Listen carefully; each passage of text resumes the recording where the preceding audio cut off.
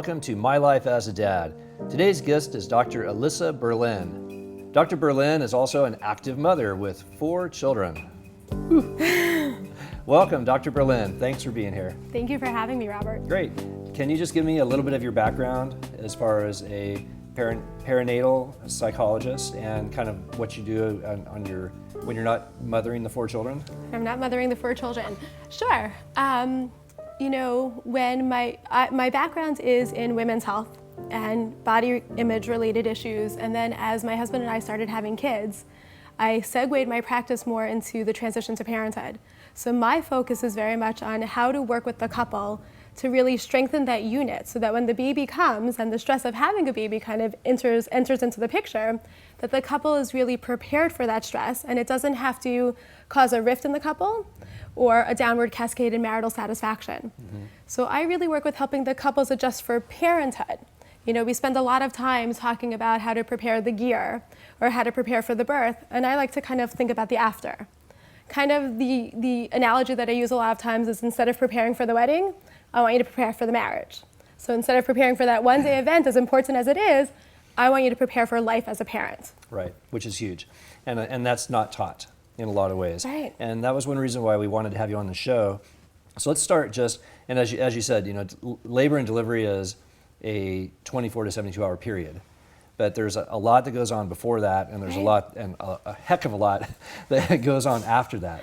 So just talking about the before, mm-hmm. If you're talking to a dad who's a newbie dad, a lot of these 20-year-old dads, they're scared to death, they never held a baby, they have to give up their Saturday weekends watching sports. Right. They're not prepared for that yet. Give me some of the messages you would tell that 20-year-old dad who's going to be a first-time dad in a marriage relationship. And it's really a very interesting topic because like you were talking about, there's no formal education and there isn't even any of the societal education that moms have. Dad's role is really very undefined in that it's changed from 50 years ago. If you were to put 50 men in a room and ask what dad's role was or how many dads were there for the birth or continued an active role into parenthood, very few would raise their hand. Right. So the first thing that I want to do for those new dads is empathize with the fact that they're in uncharted territory and they've never done this before and really validate that for them. Mm-hmm. And a lot of dads really feel good even hearing like, yeah, thank you, right? Like I don't know what I'm doing and it's for good reason. Right. No one has showed me that path. And the first thing is to really let them know it's normal. So a lot of times when I talk to dads, I try to give them some clarity on what that role could be. Mm-hmm. And usually I'll say, okay, dad, your job is to take care of mom so mom can take care of baby. And they're like, I get it, I'm on it.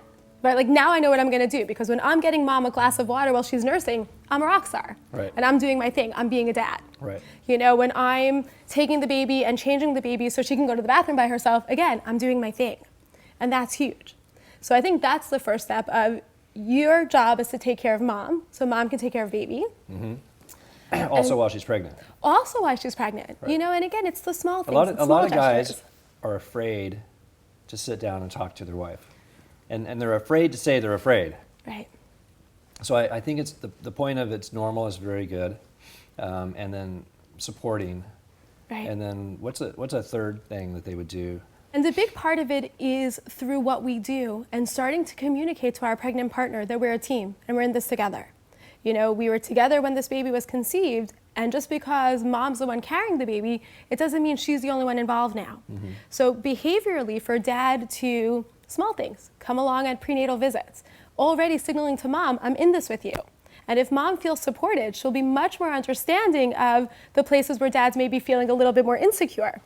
Little things like giving up alcohol. You can't have the wine, I'm not gonna have it. Mm-hmm. Or honey, I'm sure you've had a hectic day, you've been on your feet, you must be tired. I'm calling and I'm ordering in dinner. Different things that communicate to mom that we're a team. We're in this together. It's not like, haha, I did my part and now I'm done and it's your part. Right. It's our part all the way through. My Life as a Dad. Sponsored by Daddy & Company, the perfect gifts for dad.